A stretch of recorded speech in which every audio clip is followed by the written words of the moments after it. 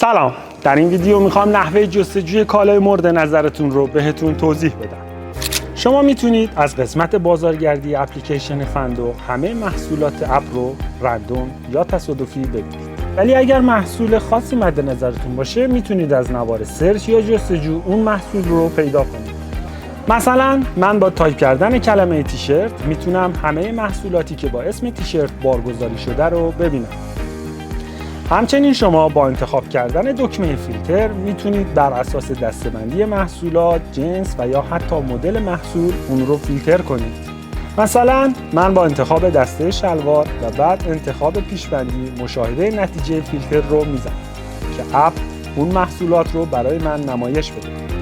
شما میتونید با انتخاب برندها و یا حتی مشخص کردن محدوده قیمتی که در اپ برای شما طراحی شده آسان‌تر به محصول دلخواهتون برسید.